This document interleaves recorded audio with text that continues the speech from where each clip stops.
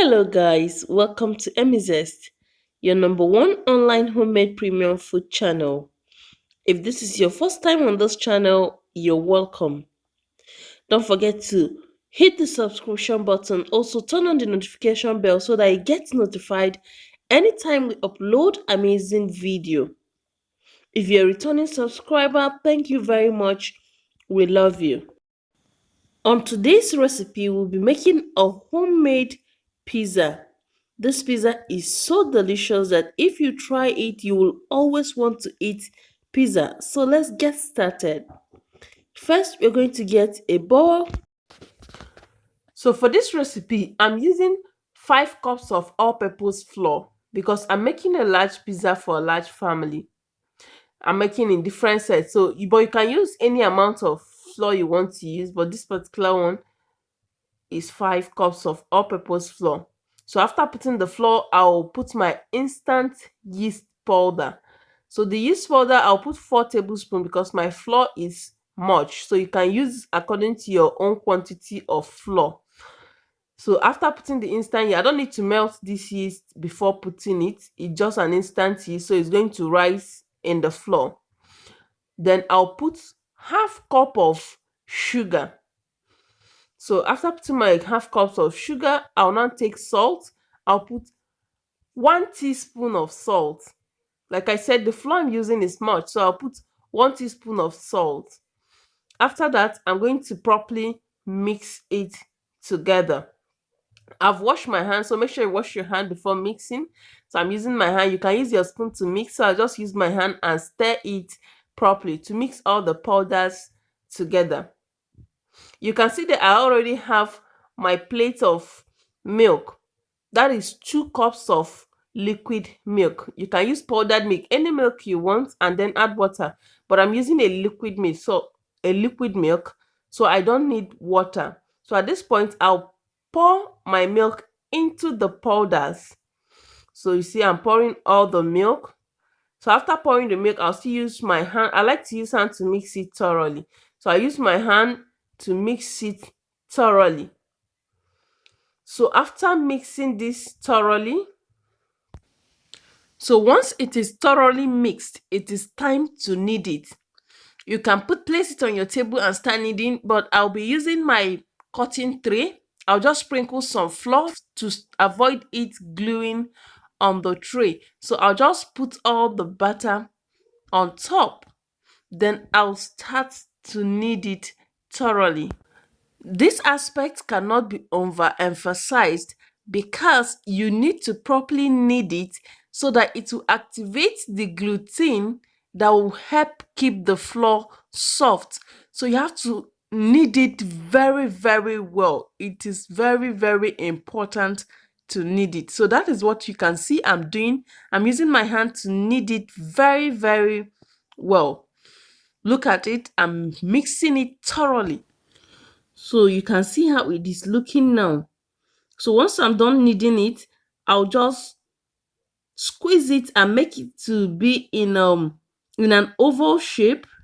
So this is to enable us place it in a bowl so that will allow it to rise. So I'm going to get my bowl. Then I'll place the batter inside the bowl. Look at it. It's the same bowl I used in mixing it. So now I'll use a nylon bag and cover it up. Yes, after covering it up like this, I'll just place it aside and allow it to rise. It will take up to 1 hour or more to rise. But the more you can let it rise, that is fine. So I already have my sweetened tomato paste aside, but I'll be making a small sauce with green pepper, red bell pepper, some few tomatoes, and onions. So that's what I'm cutting right now. So after thoroughly cutting this, we'll set it aside. So at this point, we're ready to make the sauce. So the first step is to place a pot on a medium heat and add some vegetable oil. So after adding the vegetable oil and allowing it to heat up, we'll pour the diced vegetable inside it. Yes, so you can see we just pour the diced vegetable into it. So next is, this is just a small sauce because I already have my tomato sauce. So this is just a small fresh sauce to add up to it. So after, but if you don't have any sauce, you can add more tomato, more green pepper, and so on. So I added some stock cube. I also add some salt. This is to add taste to this. You can add soy sauce if you want. Yeah, it just make the sauce taste. So after adding my soy sauce, I'm going to just stir it up and allow it to cook for just 2 minutes. At this point, I added a little water and I'll pour it into a blender just to blend the sauce thoroughly. So you can see I'm blending it right now. So once I'm done with this blending, I'll just pour it out into a plate. Then after that, I'll start preparing my pizza toppings. I have a mushroom and a hot dog. So I'll just slice it into very tiny pieces. So it's time to get our pizza done. This is my cheese. Yeah, I got some sachet cheese. So and look at it. It has swollen up. Look at how it is now very sticky. It draws very well. So I'm just going to apply some powder on my board again and I will knead it again. So after this particular kneading, look at how I'm doing it. See how stretchy it is. It has become very, very stretchy. So at this point, this is where I like to apply butter. Yes, some people wonder why. I apply butter because I want the outer part to be oily. So I just rub butter all over it and knead it again. So after this application of butter, you can add your butter when you're mixing the flour. That is fine. But this is where I love to add my butter. So after that, I'm going to cut it into 4 parts.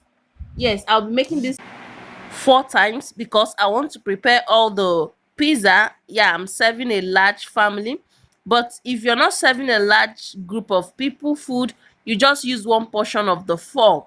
You can store the other one in your refrigerator. So what I'm doing right now is to just knead this portion and I'll now spread it very well and make sure it spreads very, very flat.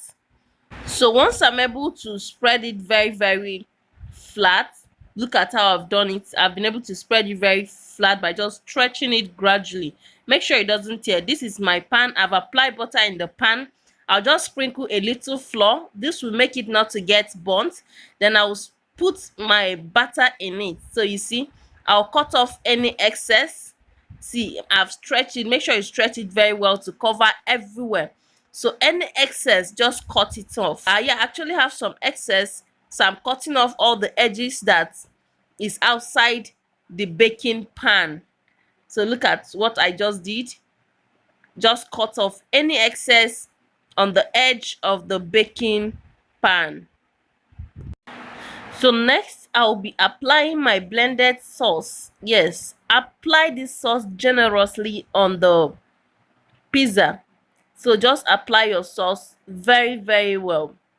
The sauce is what will give it the very yummy taste you're looking for. So after applying this sauce thoroughly, I'm going to also sprinkle my tomato paste. Yeah, this tomato is also tomato sauce paste.